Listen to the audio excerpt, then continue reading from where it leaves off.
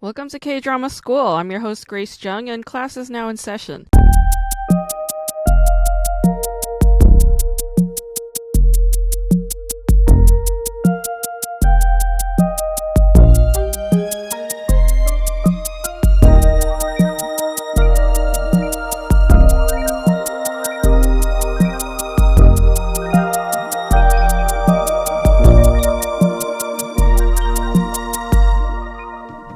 Today's drama and discussion is called Beautiful Days. Beautiful Days came out in 2001, so this year is the 20th anniversary of this show.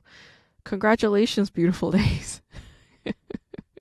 In case you've been counting down to this moment. Beautiful Days is part of the Heaven trilogy, which is what director Jinsu wanted to pursue. The Heaven trilogy consists of Beautiful Days, as well as Stairway to Heaven, and another show with the word heaven in it. And it has Park Shin-hye in it. I didn't see it. Honestly, it doesn't look like a good show, so I'm never going to watch it. I'm not interested. Beautiful Days is the first of this trilogy, and I think the reason why it's part of the Heaven trilogy is because the song that Lee Jung-hyun is singing on Beautiful Days is called Heaven.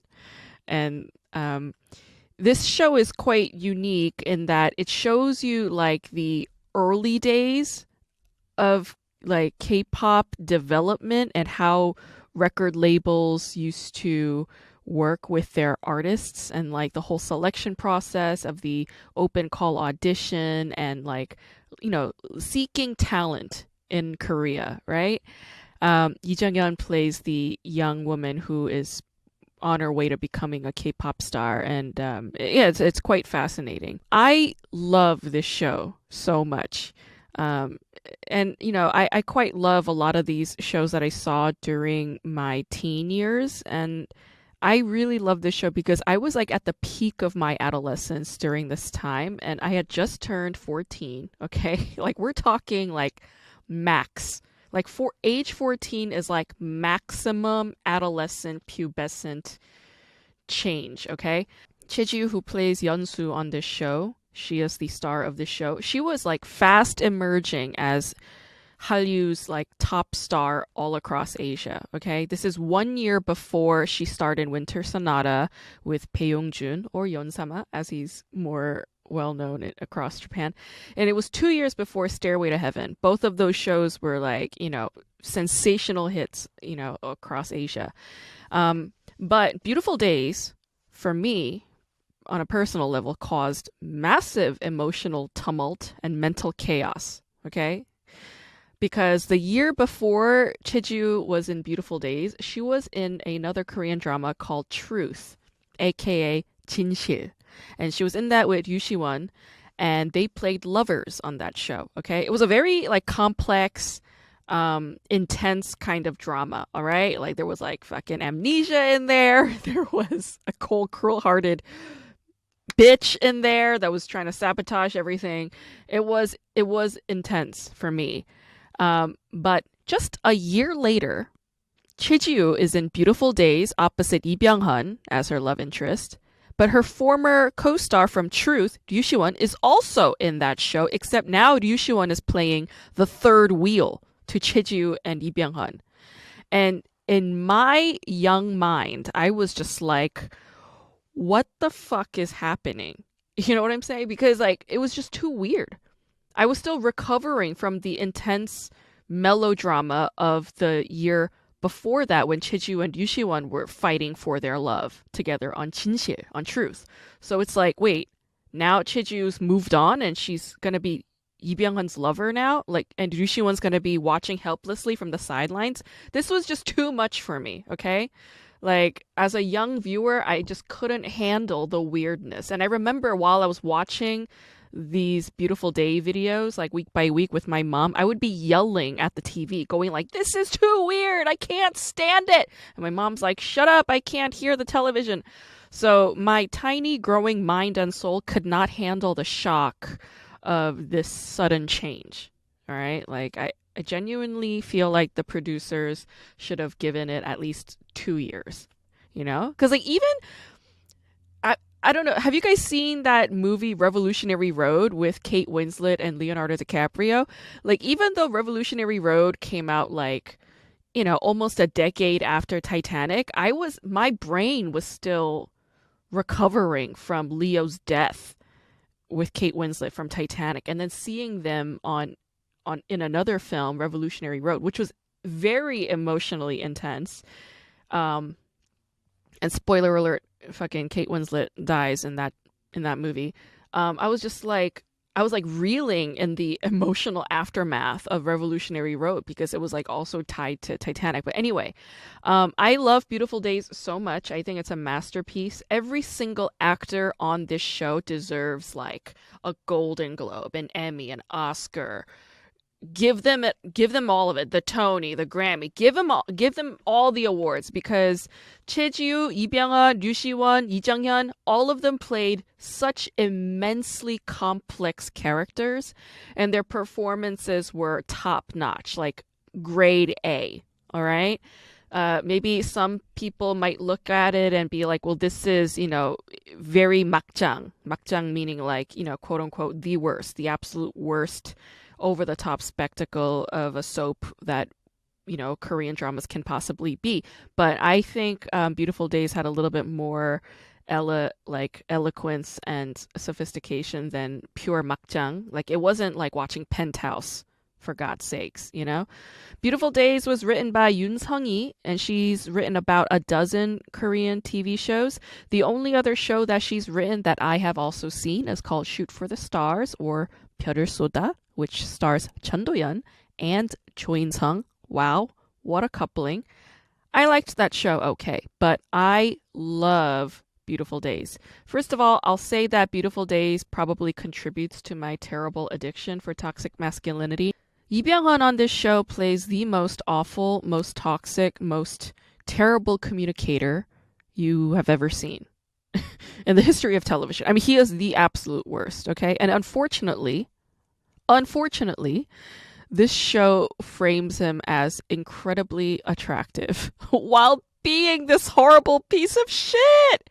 I'm not gonna lie, I was affected by this. I was genuinely affected by this portrayal of masculinity, okay? Like, that kind of predatorial behavior, right, that's being exercised. I mean, we need to acknowledge that this is in the pre-Me Too era, okay?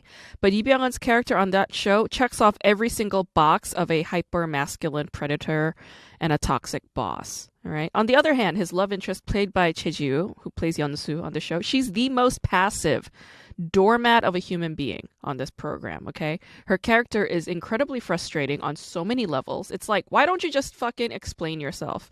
You know, why can't you speak up? It's so frustrating. So watching this combination on television can be triggering now, today, in the Me Too era, because, you know, it's unacceptable, right? Seeing this today. So keep that in mind as you're watching this. But the reason why I say that this show is masterful is because it is supremely well written, okay? It brings everybody to their knees. Like, everybody gets their just desserts in the end, all right? Choi-Ji-woo, right, Yeon-soo, she is so kind and passive and giving and selfless on this show, right? Like the epitome of the quote-unquote virtuous good woman. And everybody around her is haranguing her, making crazy demands, and she gets fucking leukemia, okay?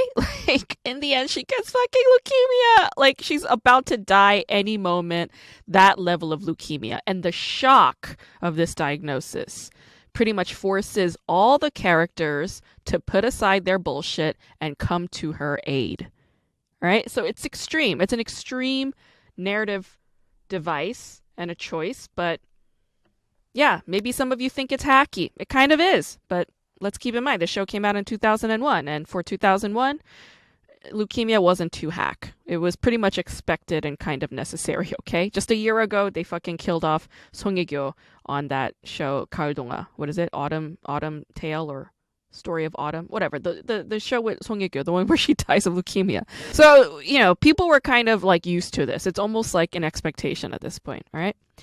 the levels of change that Lee Byung-hun's character undergoes, right, is just so immense. Like, the moment he learns that Jinsu has leukemia, he just goes through this radical transformation. It's almost painful to watch. All right. So he loses that smoldering, arid, stoic quality to him, and he becomes a little bit more goofy and cheesy, like in order to accommodate Yeonsu, honestly.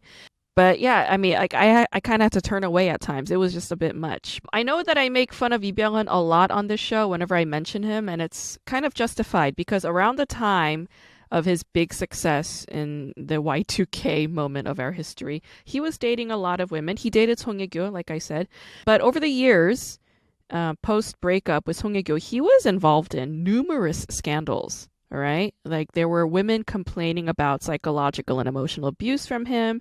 And all of these women and their call outs were dismissed by the print media as blackmailers full of hearsay. But again, this is pre Me Too era. And in pre Me Too era Korea, pretty much any woman who spoke out against a male celebrity was going to be written up as a blackmailer. I mean, that's how it went. Okay, so this is why the Me Too movement is such a powerful moment in our history.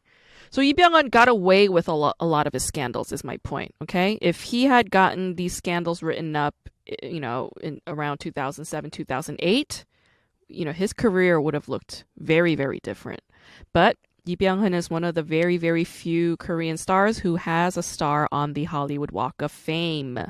He also has representation from some big talent agencies out here in Hollywood. Another unfortunate thing is that Ryu Si-won, okay, his career took a massive hit after his ex-wife accused him of stalking her and surveilling her against her will and without her knowledge or consent. Right? So there's been accusations of domestic abuse as well, and yeah, like Ryu Si-won's career never recovered from that. The massive irony is that Ryu Si-won always played the good boy or the nice boy in all of his TV shows. I mean, he was a huge star among, K-drama fans, among, women my age when we were all teenagers, when we were growing up. So revisiting Beautiful Days 20 years after it aired, it comes with a lot of complex emotions for me. With that said, I am a big fan of this show, and you could watch it on Drama Cool for free. So there you go. You have access to the show. I thought long and hard about why leukemia is such a common trope or source of death for sappy Korean soap operas from the late 1990s and early 2000s. Like, why specifically leukemia? Okay, like why not just stomach cancer or brain cancer? Why leukemia specifically?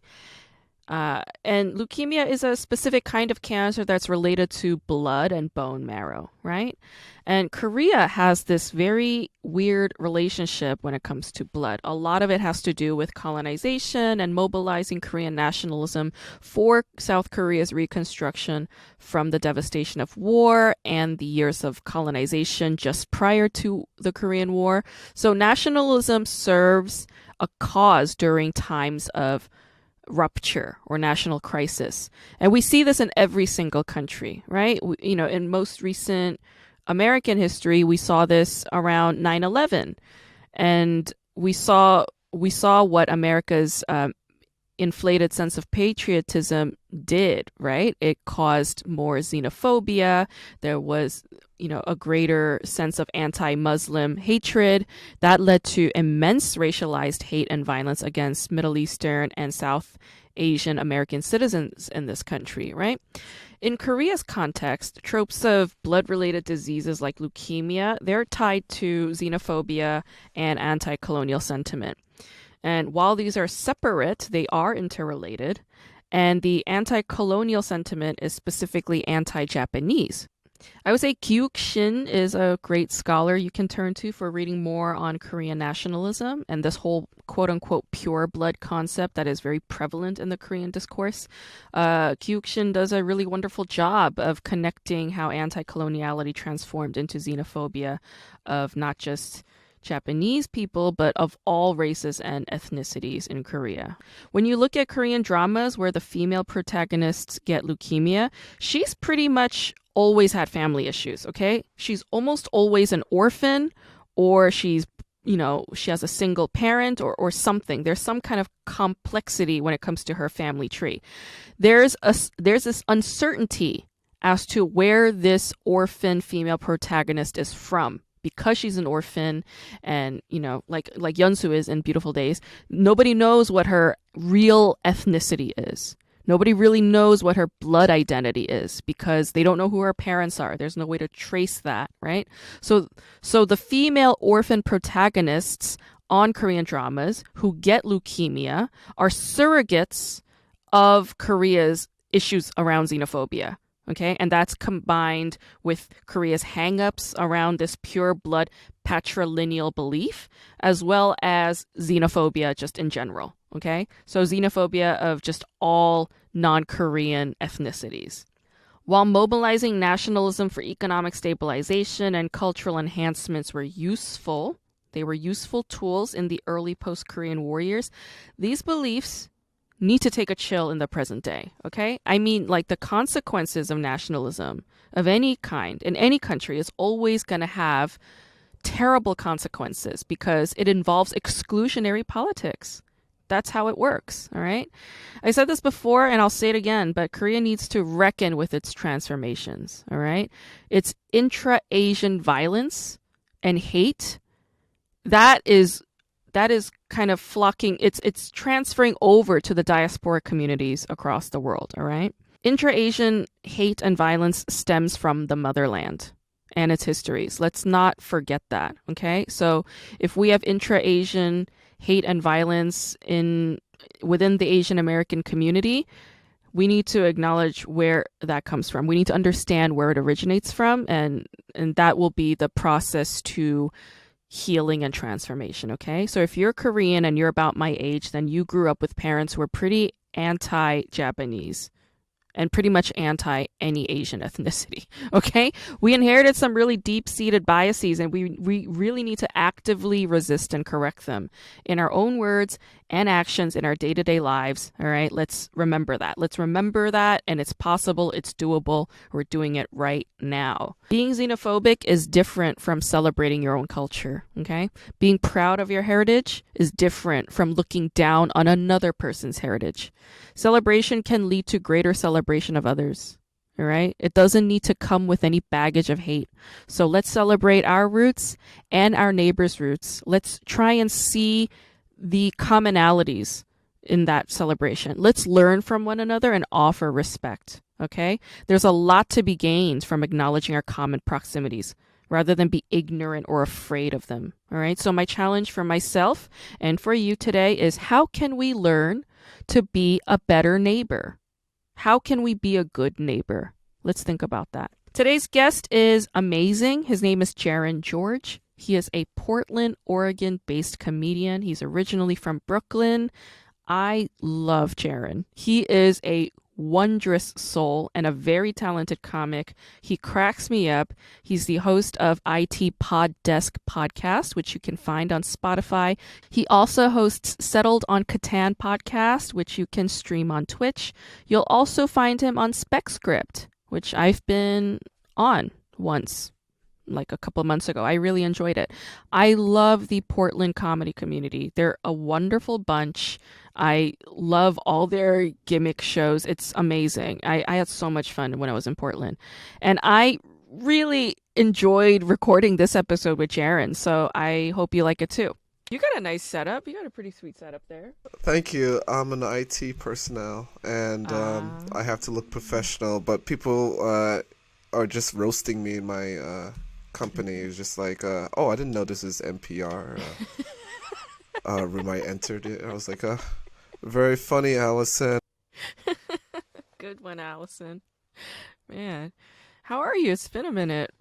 I'm doing all right. Yeah. Right now I can't go out because the pandemic, that's one. The second thing is there's a lot of snow and ice, and oh, really? I have a very frail body and I don't want to, bruise a hip or anything. Yeah. Well, I mean, you grew up in Brooklyn, though. You're used to snow. Yeah, I'm used to it. You got me. Yeah, it's like really nice here. It's like 60 degrees in LA, sunny. It's a little windy, but no Okay. snow. Uh, Fair enough. We're making it work here in Portland, you know. I I miss it. I We met at the Haha Harvest Comedy Festival Oh, last flashback. Yeah, like yeah, getting close to 2 years now, having a and flashback. man, that was such a fun festival. Like I genuinely enjoyed every moment of that festival. Yeah. Yeah. Yeah, I was really happy like to be part of to like help run it and stuff, and Yeah. yeah, it's just like man, I've been to a festival where like it was really like I was really the anxiety I had. I was in Uh-huh. The DC Comedy Festival, and they bumped me like for Oh their my local God. pals like times. That The show sucks. started at 8 p.m. I didn't go up till like around like 11:30. 3 hours? 3 hours, yeah. That's But like fucked up.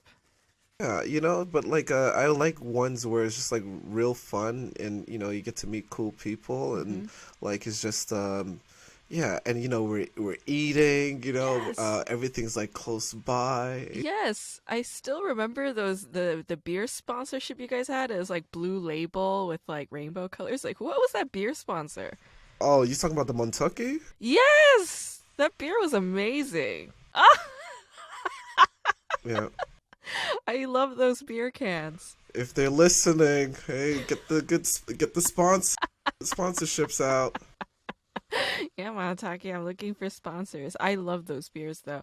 And yeah, it was like a genuinely fun time, and I actually enjoyed like the cooler weather, and like I remember at one point it did start snowing while I was there because it was like late fall. Oh Yeah. yeah, that was the little magic we put on the festival. Oh, Yeah. okay, I yeah. I think that was was around like, the end. Yeah, you were "Uh-huh, just like, yo, yeah. let the snow fall, make it look festive. You planned it. You planned it for us LA dorks who don't get any snow out here." Hey, we're just Yeah. trying to enlighten you. We're just share some insights.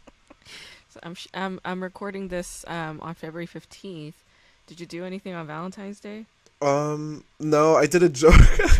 I did a post where I was just like, I hugged. I was like, Happy Valentine's Day. I hugged everything in my room that I love. And then I got like those care reactions and the hearts, and I was like, no, this won't cut it. No, this is too sad. Yeah, it bummed you out even more. Yeah, I was like, yeah, I had to delete it. I was like, no, I don't.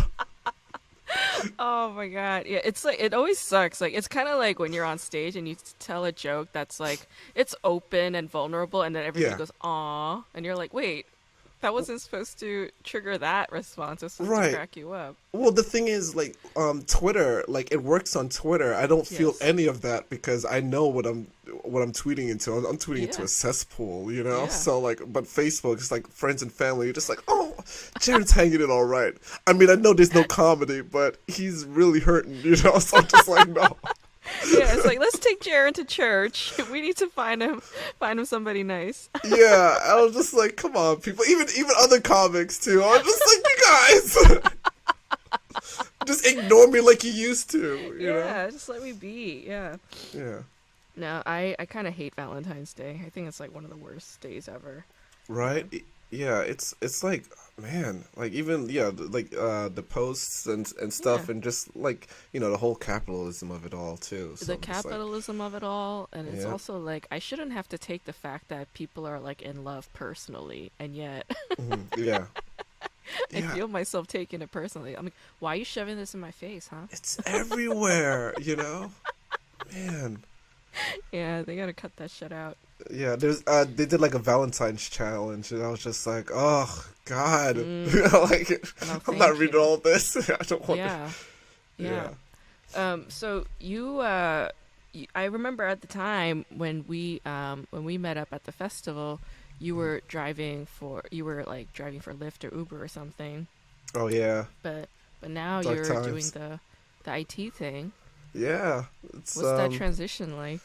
it's weird. Like, I never started a job like working remotely, Yeah. and I'm gonna tell you right now, I had to spice that resume up. Like, just You know, I just had to Yeah. like, I'm just like, add this, add that. I'm not fabricating that. I've experienced it. Therefore, Yes. it's in the resume. Okay.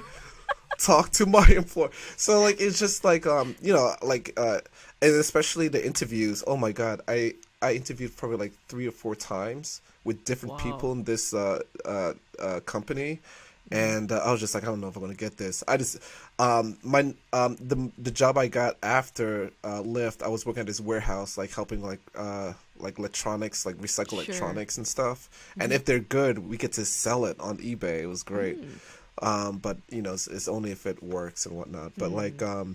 this job, while that was happening, I'm like sneezing in this warehouse. Like I'm sneezing a lot. Like Mm. snot is dripping out of me, and I'm just like, there's 2 times I had to like go home, and I was like, I can't work like this. So I'm trying to Hmm. get this job, and I'm getting interviewed 3 or 4 times, and guess what? I can't believe I got it. And Yeah. yeah, I was expecting like a a good like average salary, like an entry level, and then Sure. when they showed me, I was just like, oh, this is not this is not entry at all. Like Mm. this is not. So I got MacBooks. I gotta give out Yes. to employees, new employees. I gotta ask for MacBooks back from ones who got fired. That's Mm. weird. I That is gotta weird. I gotta like tell them like, hey, buddy, I need you to send that back, you know, please, Oof. thank you. Yeah. Here's the shipping label, you know, and then like after probably like a week or two, like I had to get little directs. I was like, hey, we need the MacBook back. You want your last paycheck? Give us the MacBook, you know. So Yeah, it's like a hostage situation. yeah. Yeah. That actually happened to a friend of mine.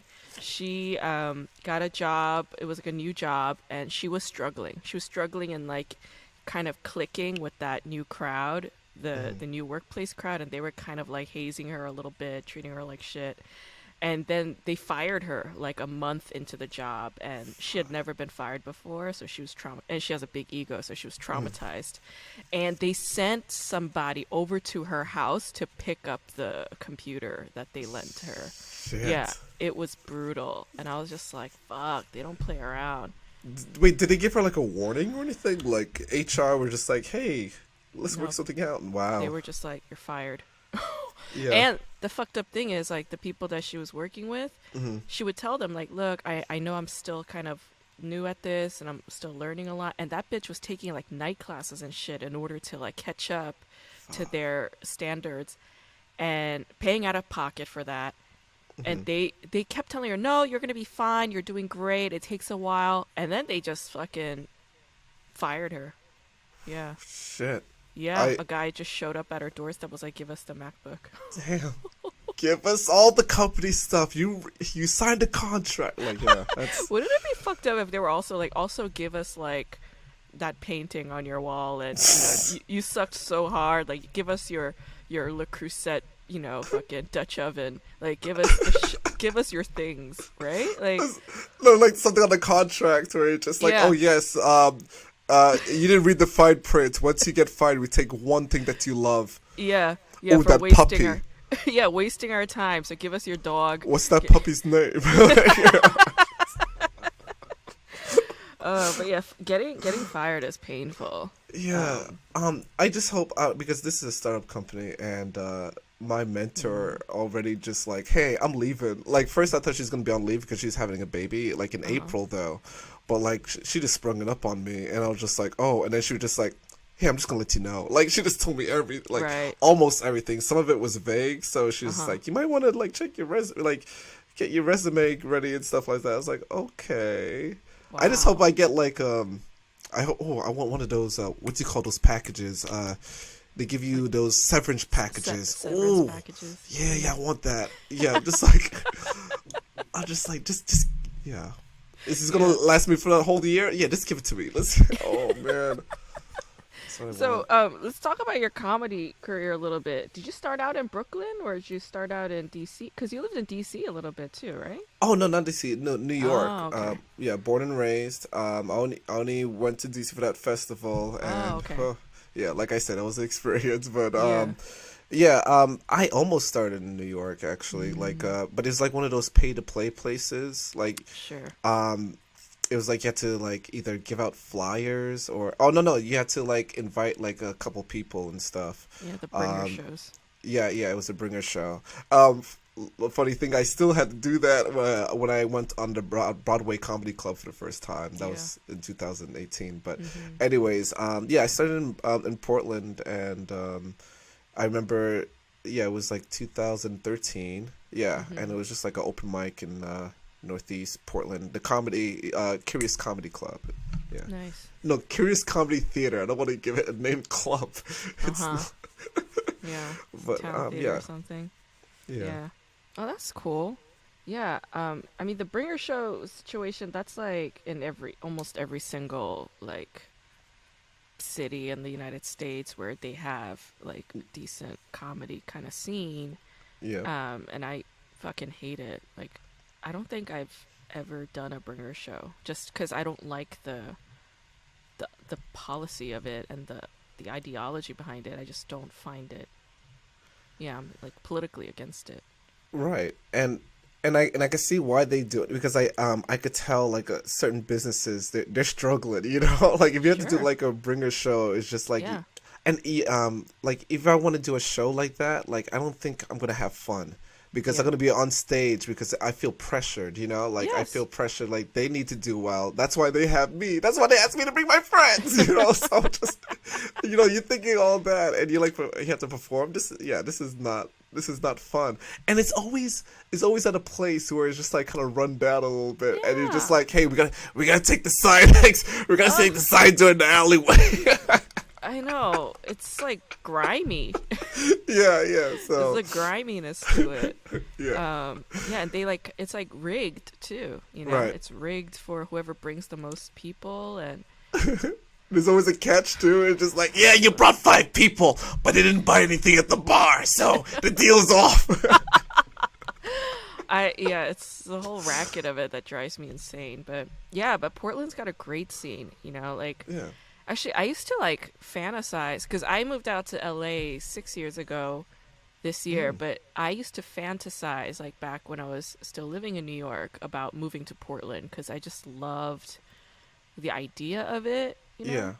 Yeah. I mean, and I'm not gonna lie, and I know, like you know, now you're a Portlander, like this might be annoying, but like Portlandia did have a lot to do with that romanticization.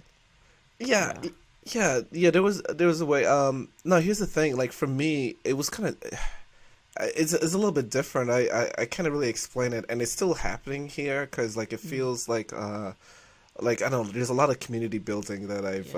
that I've witnessed, like and Mm-hmm. it's really weird too because people are like connected. It's like a web Yes. of connections here. Yes. Now, I didn't start living in Portland. Before that, it was San Francisco for 2 years. So it was like, Oh. yeah, 2011, 2012.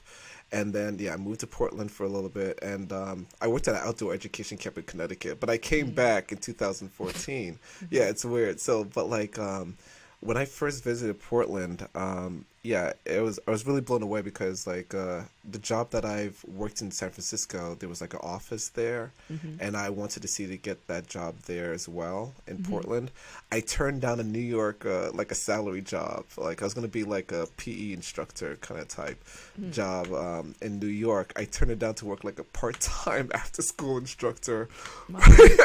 in some kind of wealthy Mm-hmm. elementary school in Forest Park. And yeah, and like I didn't get paid a lot, but you know what? I was doing comedy. I was meeting new cool people. Yes. And the funny thing is, like, I this band that I've listened to since like 2008. They're from Portland too. Mm. It's just, yeah, it was great. Yeah, What's the band?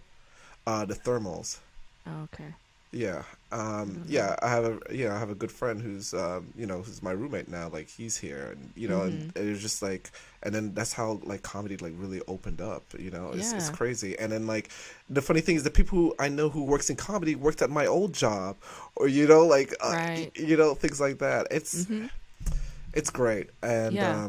it's kind of scary. Like now, I'm just like I don't know what I will do. Like now, I like know. I what's the next know. step? I So know. You're like immersed in. You have your family. You have your local yeah. community family. Mm. That's another lovely thing I loved like when I was in Portland. during that comedy festival is like seeing this sort of like sisterhood vibe between Seattle and Portland too. It's like everybody knew one Yeah. another. Like, Yeah, we don't hate each other, you know. yeah, it's like, yeah, and yet in the mainstream they always like pit Portland and Seattle against each other, you know. Right. But like among the comedians, it's like, oh yeah, like, you know, all the Seattle folk knew the Portland folk, and I was just like, wow, that's so nice. And they even knew like the other parts of, like they knew like the Salem folk, and like there's Yeah, like this yeah. big connection. Yeah, Yeah, I was it was gonna real say like nice. there's like some places like even branch with Portland that they know, Hmm. and even in between, like you know, like Olympia, Tacoma, Mm, I know a lot of right, cool folks there. Yeah, right, so it's yeah, cool.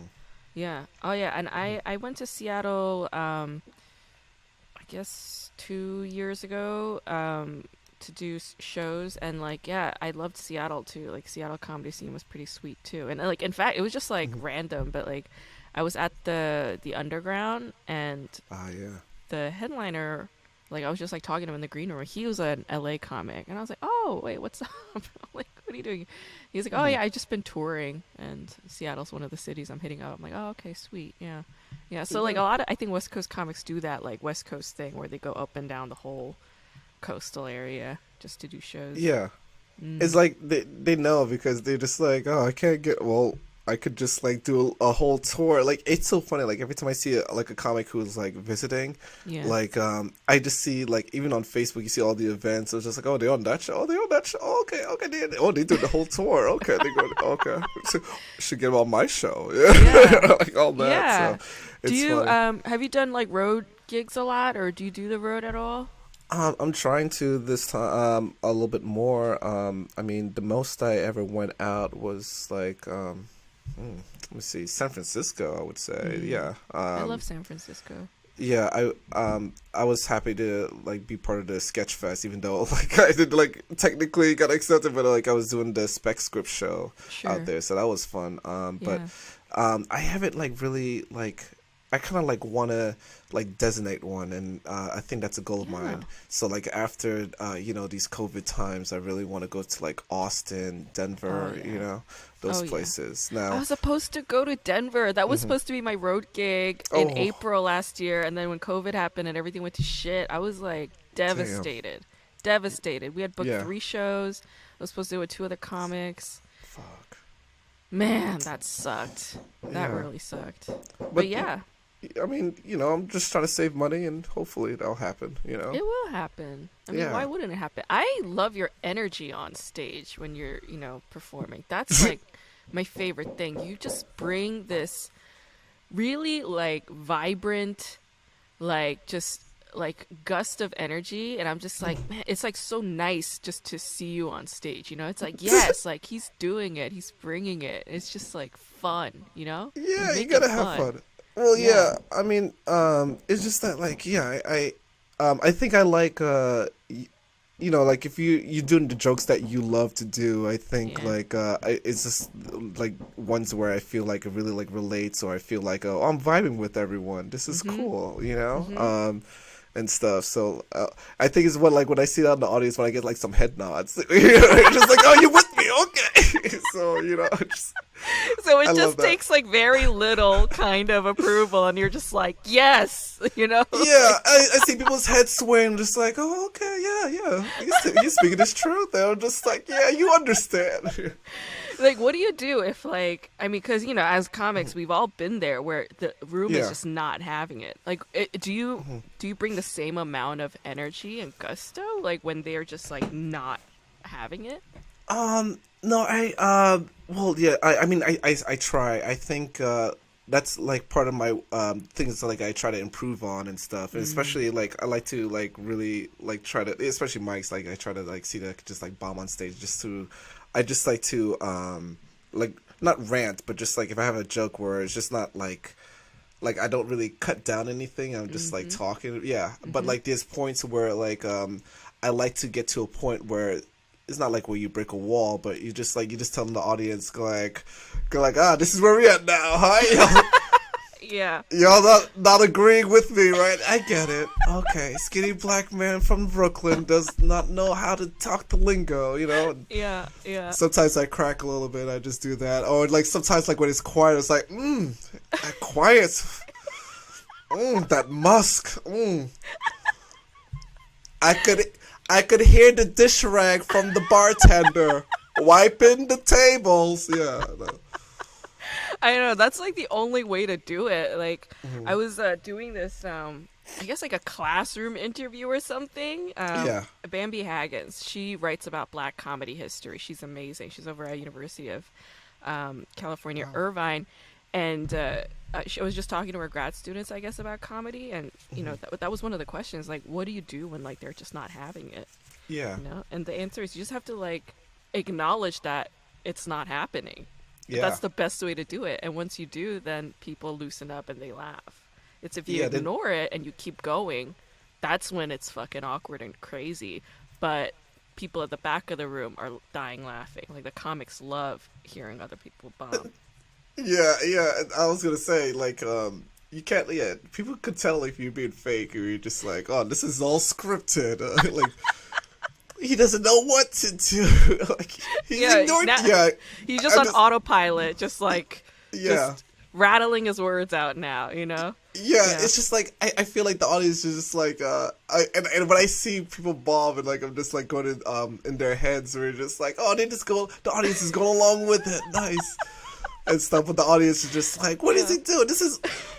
Is he acknowledging what's happening around him? Are we robots? No, we're not. Is he We even have here? feelings too. Yeah, so Yeah. it's just one of those things where you're just like, oh yeah, the perspective of it all. You just Yeah. Yeah. yeah.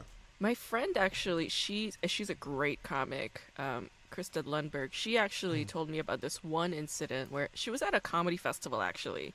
I can't Okay. remember where, but she was just like she said she was bombing and she felt herself like leave, you know? Like she gave up on the set basically. She was like 3 minutes in.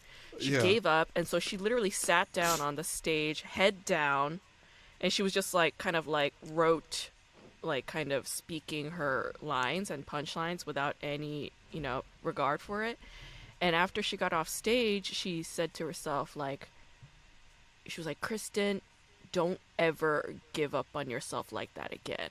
And like Yeah. I was like, that's a beautiful story because when that's happening, when you decide like in your brain while you're bombing not to be present anymore, that's Right. you giving up on yourself. That's you abandoning yourself. It's like the audience already abandoned you. Are you going to abandon yourself too? And I was just like, man, that is such an insightful story. Yeah. It's yeah, Yeah. man. I can't imagine myself like. Like when we just said like she just like left her body, I was just like, oh man, like Yeah. I could just picture it, just like, oh well, this is Yeah. how it's gonna go, like and It's no, like yeah. yeah, it's like yeah, and you just get stuck in like that comfort zone where you're Mhm. just like, well, like, and I feel, I. People always come up to me and it's like, Jaren, are you scared? Like, like talking on like in public Mhm. and stuff. And I'm just like, what? A lot of people do this. Like a Yeah. lot of people. Like it's not only us Yeah. and stuff. And Yeah. I feel like those times it's just like you're gonna have to break out of those comfort zones. And that's why I started comedies because like I was Yeah. just trying to practice public speaking. Mhm. Like Yeah. in college I hated taking the class because Yeah. they would tell you what to say or like give you an Yeah. example. I want to talk about what I want to talk about. You know? I want to talk about what's in your heart. Yeah. What, what's my interest? Yeah. There's no better lesson for public speaking than stand-up comedy. You know what I mean? It's like Mhm. if you want your folks to like your students to learn public speaking, fucking take them to an open mic. Yeah. You know, Exactly. they'll learn everything that they need to learn. Yeah. Exactly. And that is a comfort zone thing because like when I first started, like I was drinking a lot, you know? Like the first Mhm. 3 stand-up things I did, I was smashed. Like I was shit faced. Like 9 vodkas on the rocks. Like that's how fucking wasted I was. Mhm. But then that's also me kind of like abandoning myself. That's me checking out, Yeah. and like somebody was just like, you have to get used to the feeling of you being on stage without alcohol and just feeling it, and then Yeah. getting used to that, and then getting over it. And I was like, okay, fine. So, and that's the comfort zone that you're speaking of, you know? Yeah. And honestly, like being that wasted didn't help my nerves at all. I was now drunk and nervous. Like that was the issue. So now before stage time, I never ever drink. Yeah. Yeah. Yeah. I think that's with me with weed too. Like, yeah, I'm just like, oh man, I'm forgetting jokes. You know, I'm forgetting jokes, and and to this day, I still haven't, and I think I messed up one time. Oh, because it was 420. That you could say it, but I Yeah. don't like it when comics they go like, "Oh, sorry, I'm so high," you know, Yeah. and it's just like it's just like a really like a cop out, and It like is. you know, even like when you bomb it, you get just like, "Oh, guys, I'm so high," I know. you know, like the It's- audience just like clearly, you know, it's just. Did you even have to talk about it? I mean, It'd be you're- funnier. yeah. It'd be funnier if you were like stoned out of your mind, and they're like, "Are you stoned?" And you're like, "No." You just keep insisting that you're not. Like that'd be funnier. You know You're what I like, oh, mean? that's how he thinks. Yeah, that's poor soul. You know. Oh man. No, I didn't hit up any shops when I was in Portland. Like any of the Do you even have to? dispensaries. I felt like we No. just. I felt Yeah. like I just like threw some joints in the sky like one time during the festival. Just like, all right, here you go, everyone. Isn't it fucking crazy that New York is still like weed is still not recreationally legal in New York? Isn't that fucking crazy? Like whenever I go back to New York, I'm always baffled by how like square they are when it comes to weed. You know? They're like, "Oh, hide that." Like, what are you doing? Oh, you what? You did what? And I'm like, "Huh?" I'm like, "Why are you Yeah. guys so wound up about a little chiba? What's the Yeah. problem?" I did a joke about like especially when I remember being upstate and I was working at this camp and it was like we had like a night off and Nice. someone had weed on them Fuck it. and yeah we smoked outside like away from the bar and this was like Hicktown like upstate New York. God Yeah, damn. a lot of American flags, that kind of situation. Like Confederate flag I think I saw one time and I was just like out here like you know come on. Yeah. I'm scared to even hear how they talk again. Yeah. But anyways, it's just like, yo, we came back in the bar and like we probably smelled a little bit, but you know, we're outside. And then like 5 minutes in, music stopped. Bartender's like, hey, who's smoking marijuana in Oh here? my god. We're going to kick everyone out. If I smell the reefer, we Yeah, can't. that's when Everyone's you know. out of here. That's my last warning. I was like, Jesus Christ. Yeah, when they call it reefer, that's when you know it's not welcome. I was like, man, calm down. Oh my god. Jesus. It's But like, ridiculous. yeah, in New York, I remember like, yeah, it was just like people like even when oh yeah, my joke was just like. The things that we go to get weed too, like it's so hard to find it. I remember Yeah. going to New Jersey. I had to go to my friend's like grandma's place, and I hesitated. I knew it. I was like, no, I'm not going to New Jersey just to smoke weed. And then guess what? I'm on the train already. It's crazy, you know. And Yeah. and like when you bring the weed, like you're the hero. You remember Yeah. that? Yeah, because You're the just life like of the party, yeah. yeah, they couldn't even imagine how you got that weed. You know. I think you had to go through some like underground shit in order to like get it. You know, it was like Right. this massive bridge and tunnel experience for the Exactly. people. Yeah. It's so dumb. It's yeah. But yeah, hey, like lately I've been kind of off weed and I've been off alcohol. Just I don't Nice. know. I'm not like sober or anything. I'm not like that. I don't have any chips or any of that. It's just yeah, just trying to stay focused a little bit, get some work done. That's good. Yeah. I Are can you see. working on anything like that? Yeah, I mean, podcasting's a lot of work. Man, it's a lot of fucking work. Oh, Because yeah. I know you got your game thing going, right? Like, Oh yeah, Settle on Catan. Yeah. It's a good yeah. time. You know, I played Settlers of Catan when I was like over 10 years ago. Like these white boy dorks that I knew, like they were like, Oh, yo, let's play some Settlers. I was like, what? And they were so into it. I was like, what is this? It's got like rocks and like wood and like all this stuff. They were like bonkers over Settlers. They were like, we played this for 12 hours yesterday. I was like, what? Like, get some sun, get a little vitamin D. Like, what is your Jonathan, deal? I'll trade you lumber for some brick. You owe me, Jonathan. We need to stop it from getting the longest route. Oh, God. Yeah. They were so into it. And that was like the only time it played. I was almost like forced to play with these like white boys. But yeah, you turn it into like a show, right? Like a comedy show kind of thing. Yeah, and it's funny. It's unraveling itself a bit because I first had it as a podcast, and it was really fun. The thing is, I can't really show what's happening in the game, but I love the chatter. I love how I was able to break it down to sections where I had like the pre-interview where we talk about how to play the game if they're their first time playing, or if there's everyone's experienced. We do a little bantering, we try to little back and forth, poking the elbows a little bit, and this was this was live. This was like in my living room downstairs, and like I would have the mic set up for everyone and stuff, and even before that I do a little intro, like a little monologue, and then explain who's on the show. But the pre-interview, and then in the middle, this is what I do. This is so interesting. Like I take like a little like snippet of a audio clip, probably like one of those royalty free songs that I can get, and it's like one of those like medieval like songs, like like almost like Game of Thrones or Lord of the Rings. So like it's playing over, and then like you hear like little audio snippets like coming in and out, like fading in and out, and there's things that's happening in the game, and it builds a storyline because I can't. It's gonna take like 3 hours to like listen to the whole game, and it's just like a lot is happening. But I'm gonna take like little like highlights that are happening, and they're really funny. Yeah. And at the end, I do the post interview.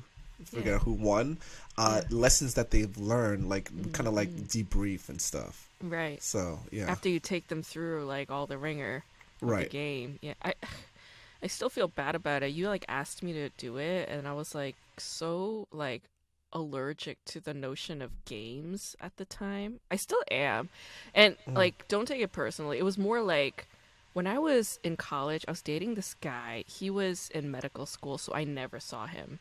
And this motherfucker would play. Do you know those card games that have like elements, like water and like fire? It's not Pokemon. Magic. I think so. Yeah. This fucker, him and his college friend, his college buddy was a dental school piece of shit.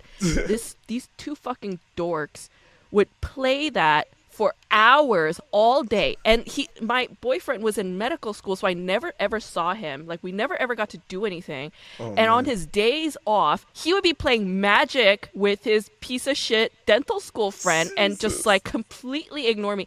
I was so fed up, I was just like, I can't. And he did that the whole summer. Jaren, the whole fucking summer, and I was just like, I can't.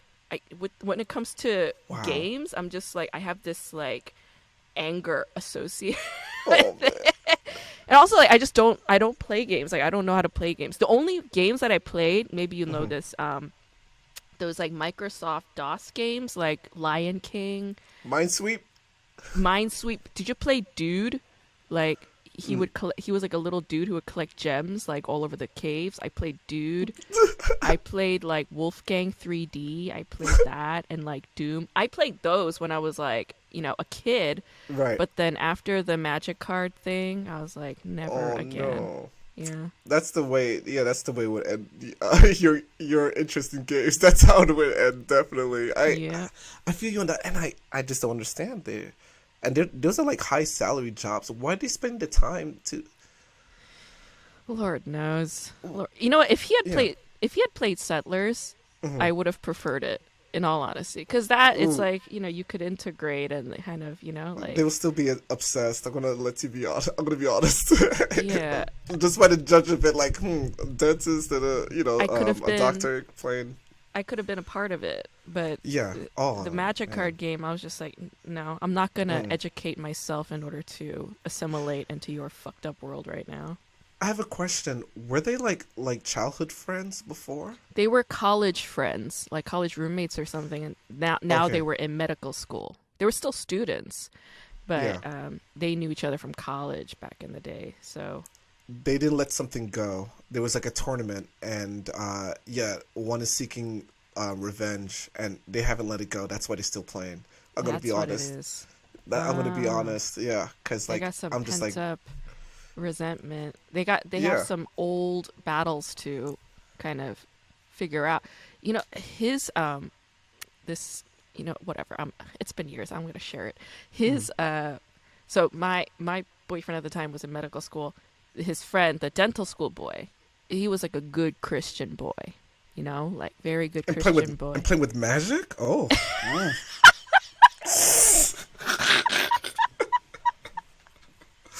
Mm. My aunt took away my Harry Potter books. You kidding me? Oh my god. Sorry. All right, let me Yeah. ask you some flashcard questions. Oh yeah. Let's do it. It's part of the thing. So the Okay. the drama that I talk about on this episode is called Beautiful Days. Stars Chiju, who is a big Hallyu star. She's big in Japan. Hmm. Also stars Lee Byung-hun. He's big all over the world. He's also big in the United States to some extent. And Ryu Shi-won is also part of this love triangle situation. So anyway, it's an old Hmm. school drama. It came out 20 years ago. So I'm going to ask you some scenarios, questions based on the scenarios, and you just answer based on like what you would do in this situation. Okay. All right. So let's say you're a woman in her late 20s and you Hmm. grew up at an orphanage as a child, okay? And you Okay. now work at a record label called Victory Records as a stock clerk, all right, at the retail store. And your estranged sister, you're not blood related, but you guys met at the orphanage when you were kids and decided you're going to be sisters or whatever. Anyway, she now hates you as a grown woman. She hates your guts because you promised to meet her on Christmas Day a few years ago. But on your way over to meet her, you got hit by a car. And so you couldn't meet her. You got hit by a car. Come on. What? But your sister doesn't know this. All right. She doesn't know the fact that you got hit by a car. And she thinks that you abandoned her because you just didn't want, to another person to take care of in your life. So there's this misunderstanding. What do you Right. do? Let's see. Whew. We're gonna have to like talk about this, and we might have to talk about like in a public place because I don't want it to blow up, because Like what kind of this is public place? I mean like a coffee shop. Okay. I think like this is like a really big misunderstandings. The Mm. second thing I'm gonna do, I'm gonna schedule to meet her there. And the second thing is I'm getting my health records, of course. I'm getting my Oh, medical records. I'm gonna get like the whole like folder ready to go in a briefcase, ready to go. I'm gonna make it look professional. yeah. Um, and here's the thing. I always know about these kind of talks because I do like trainings about like team development, like storming periods, especially in a Mm. friendship. This is a Yes. storming stage. Yes. And with this storming stage, I think it's really important to kind of understand and value the friendship and the sisterhood that we developed with all Right. these years from the orphanage, and kind of Yeah. reminder of the good times. Yeah. And now that will lead into my journey, and especially the accident, and that's something where I can lead into while she's like all bubbly inside, where she's just like, oh this is our life and stuff. And then Right. because we're gonna get to that point where she wants to understand what happened, why you didn't Yeah. meet me at Christmas, and this is what I wanted to explain to you, Yeah. and kind of bring it all in, kind of just make sure that she kind of sees that the story, like what I went through and what Yeah. she's going through, intertwines. Mhm. And within that, that's what makes our friendship stronger, and that's what makes us Yeah. more sisters. Yeah. Yeah. Show her the evidence. Show her that like Oh you broke yeah. Show three the evidence. bones. Yeah, see the X-ray, holding up to the light, as you can say, this is my doctor's card, really good doctor, and stuff. Oh, my health Yeah. insurance, don't worry about it. Thank you, though. Yeah. It's just a big misunderstanding. A car Right. hit her. Yeah. Yeah, Okay. but that's the thing too. Like, I always see, like, especially in movies, like things Mhm. could unravel if you feel I don't know, like emotions take over and Mm. things like that. Not only like emotions take over, but like it's like a push pull kind of game, kind of Mhm. like oh, this is about me, but it's not Right. about you. no, it's about me, not about you, like that. So, Yeah. yeah. Yeah. Yeah, very good point. Yeah. When you make it about yourself, you will never get anywhere. Right. Yeah. Some compromise, some understanding, compassion, empathy, those things need to be integrated for you to communicate. Very good. I like And that. they want validation too. Yeah. Exactly. It's all about the ego. Yes. All right. Very good. So, okay, your boss. Yeah. So you're the same store clerk lady, All the right. older sister. Okay. Your Okay. boss at Victory Records. He's this handsome guy in his late 20s, and he's the son of the record label's president. That's right. Shit. Yes. He hands you a cell phone and tells you to only accept his phone calls from that cell phone. That he'll call you whenever. This motherfucker, he also grabs you by the wrist and drags you to like public events, like fucking gets your hair done, your makeup done, throws some shoes on you, throws a nice dress and shawl on you, and drags you to public events whenever he wants. And he never explains himself, ever. He just does as he pleases. And yeah, he just makes you do things without your consent. But he's your boss, right? And he's hot. What do you do?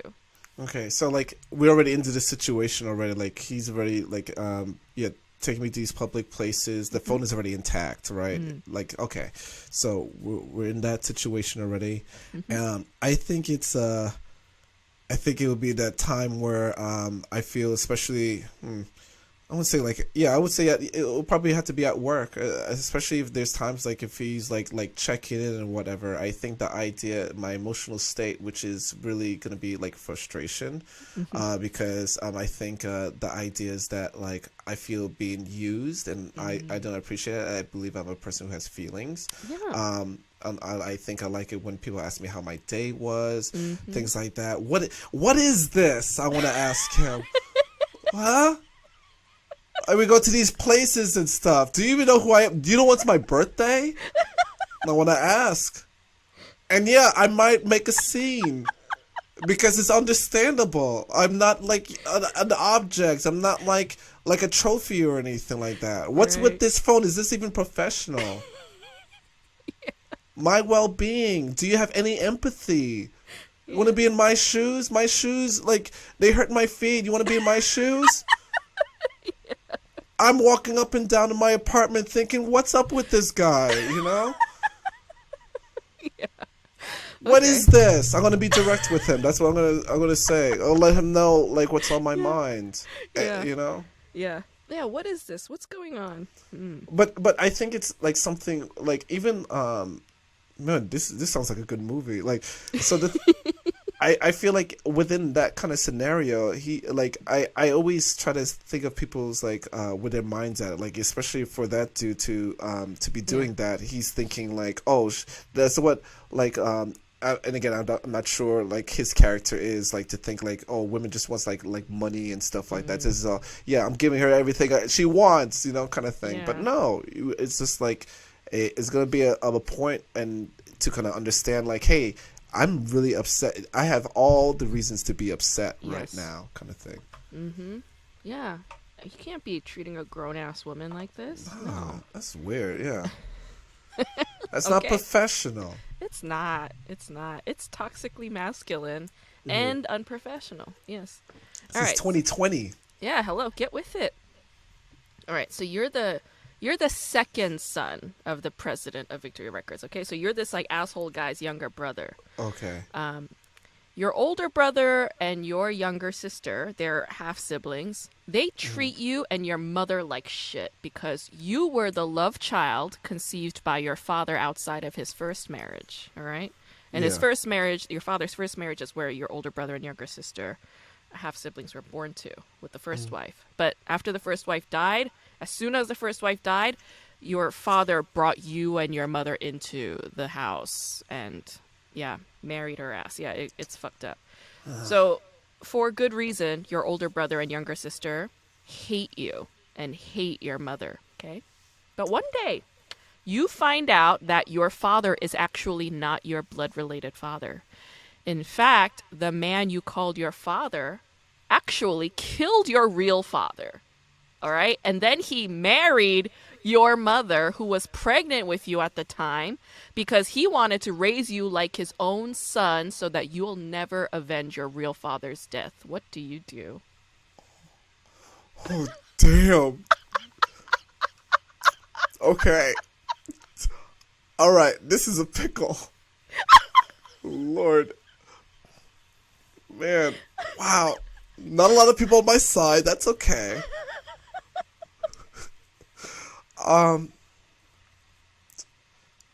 Damn. You threw me on a twist there because I was gonna say I need to get out of this business. I'm still gonna do that. Oh my god. All right, I'm still gonna listen, like, and and my mom, like, and me and my mom still has a cool relationship, right? Yeah. Okay. How does she feel with her new husband though? She lived a very quiet life, like in shame, In shame. Yeah. Okay. And she was a good woman, stand-up woman, but yeah. This looks like I have to plan a lot of like I would have to plan this out. It seems like I'm gonna have an understanding with my mom to kind of realize like, hey, you don't want to be living this way. Here's my plan. Right. And I'm gonna drop a really important plan. I think it's time to get out of the business. We're gonna get out of there. Yes. All right. And and I know what you think. I think I'm gonna kill them. Blow up the house. Wait. No, I'm gonna call the cops. That's number one. Now here's the thing though, like, man, I wish there was a lead on like if there's any evidence or anything like that. But if there's evidence, if my mom's holding something, I want her to understand. Here's the plan. I'm gonna invest all this money. I'm gonna get this company, this shell company, LLC company, where anything business finance, the money that he cannot touch. It's gonna be there, okay? Yeah. All right, and then we're gonna get out. We're gonna go to another country. We're gonna settle down, and yeah, Mom, you're gonna find someone awesome. You're gonna do great, and I'm gonna be here to protect you. They won't forget. When change names, passports, change my hair color. Oh wow. Transformation. Yeah, transformation. And because I'm gonna let you know right now, I'm not down with that. I'm not gonna be the family dynasty, I'm not gonna live, the succession life there. I'm already hearing the theme song from the TV show. But it just reminds me of Succession. I'm not gonna. Someone told me just like, your dad, Jaren, your dad, like, you have all this wealth and all this power. I'm just gonna I don't want it. No, thank you. It's all despair and destruction. I'm gonna take this a little bit. Yeah. And I'm gonna invest it. But that's it. I'm out of here. Just a tiny bit of the blood money, just a little bit. Yeah. Just to live This is for all the emotional abuse that you put me through. I'm gonna just take compensation. That's all it is. Okay. Sweet deal. Transformation. I like that. Thank all right. you. So, okay. Oof, you're back to that was a pickle, but you got through it. So you're back to being the first son of Victory Records. Okay, you're that asshole handsome guy who treats the store clerk orphan lady like crap. Yes. But you like this store clerk orphan lady, all right? You have feelings for her. That's why you treated her like garbage, right? And you want to marry her. So you propose to her, and then you tell her to meet you at a church where you'll get officially engaged in front of her younger sister and her friends and all that, all right? But then on the day of your official engagement, you find out that your dad killed your younger brother's real dad and married a pregnant woman who you treated like shit your whole life. And you also treated your younger brother like shit your whole life because you thought they were your father's mistress and bastard son. But turns out all the success that you and your father are sitting on now are actually a stolen career from the man your father murdered, all right? And you feel so much shame and regret that you don't think you can face the woman you're about to marry. What do you do? Oh boy. Man. And she's waiting at the altar. She's waiting at the altar. Shit. She's all dolled up. Right? Yeah. Man, I only got 5 minutes to figure this out. Okay. Listen. I mean, there's a lot. My world is breaking down here. You know, like things just don't make any sense. Who am I? I'm yelling out in the streets. Who am I? I do a little twirl, like it's raining, and yeah, and I'm just like, I need to figure out who I am. You know, I have to figure out. And if I haven't figured out myself, have I figured out the people around me? Is this the right step? You know, I always, and this is, I think this is what I think I would do. I think, processing all this and, especially like the journeys of my life and me starting over a lot, I feel like it's fine.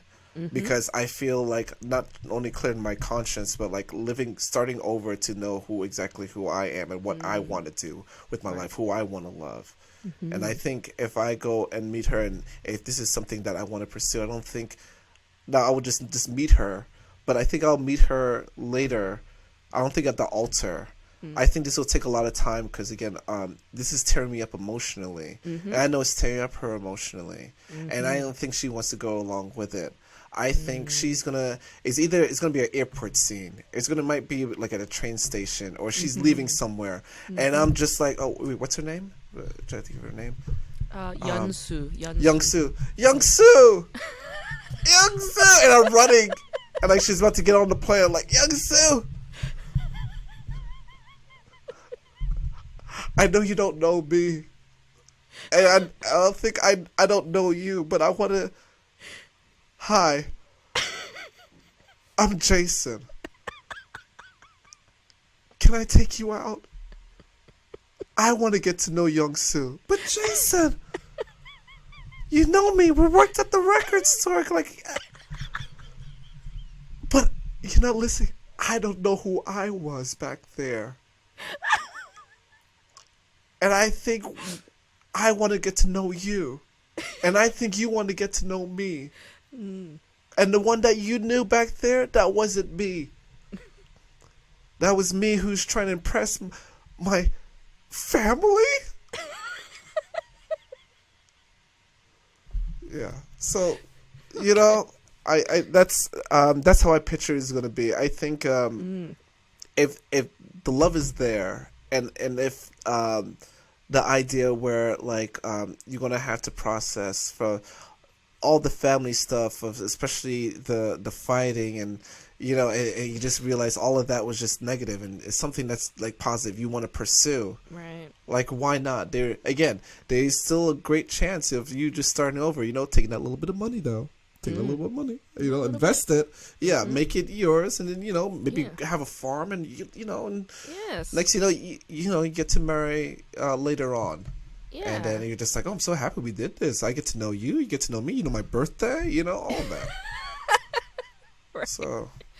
Yeah, that's actually very good, like very insightful and beautiful kind of character analysis. Yeah, that's pretty much what happens in the show. Yeah, he doesn't show up at the altar. He goes to a hotel, locks himself up, gets drunk off his ass, cries a lot. Yeah, and then he breaks it off with her for a bit. Ooh. Oh, okay.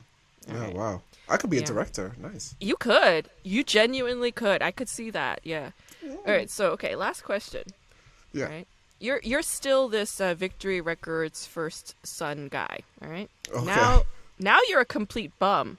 You lost everything. All right? Damn. I took the money though. Because it got revealed that, you know, Victory Records is like, you know, sitting on a man's blood, and it's just the stocks dropped, and yeah, you're flat broke.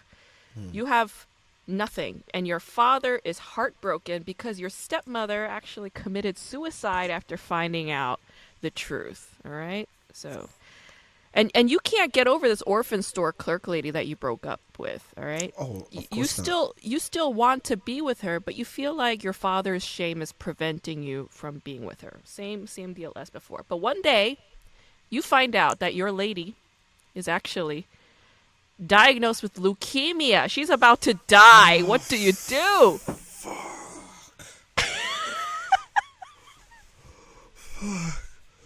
Oh, this is so much.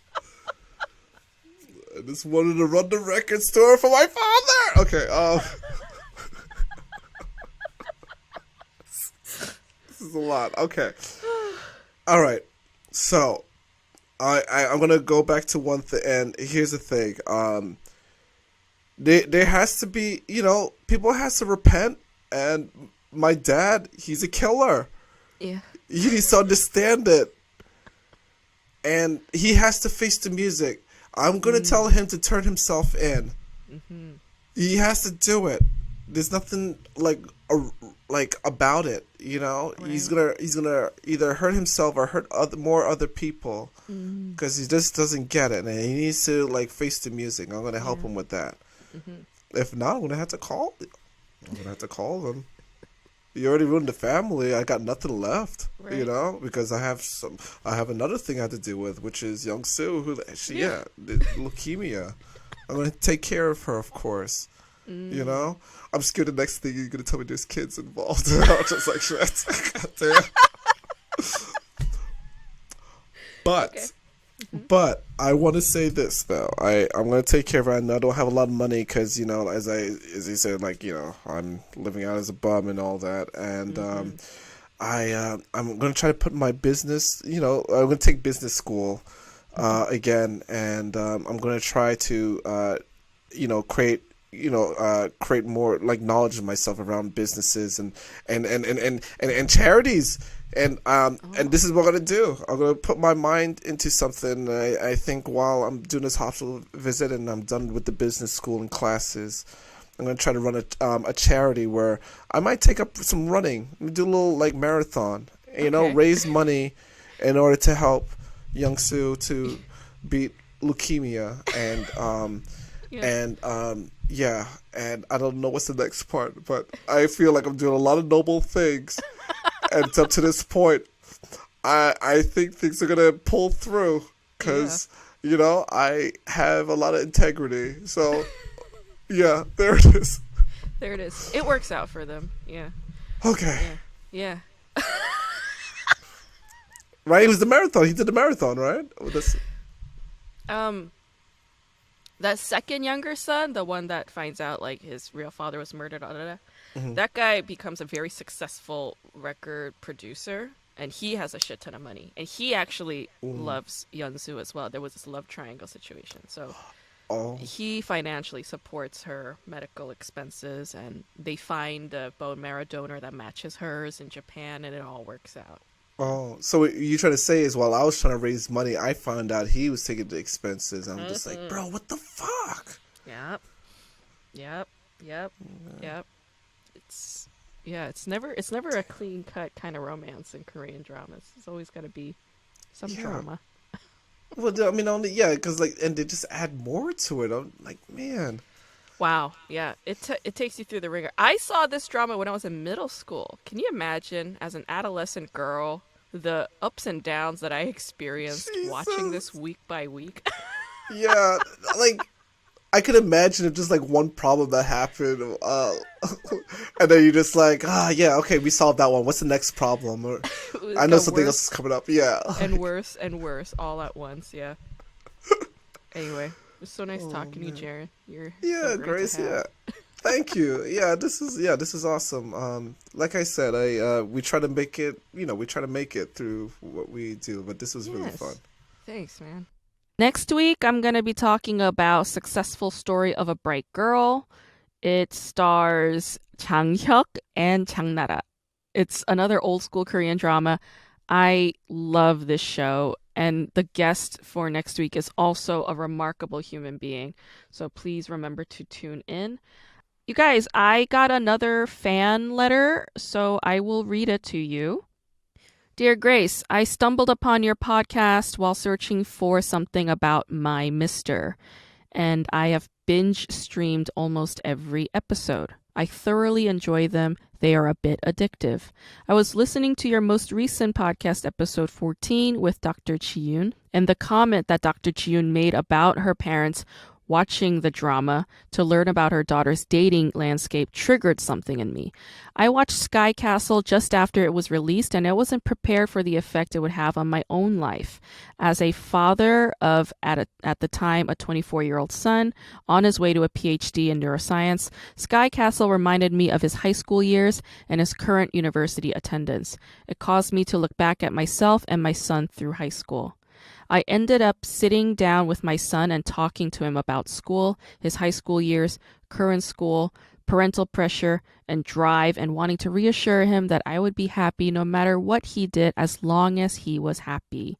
He knew that I watched Korean dramas and probably thought I was nuts, so it was more for me to shed some of my Catholic guilt. Sky Castle had a universality to it in the parent-child relationships that surprised me.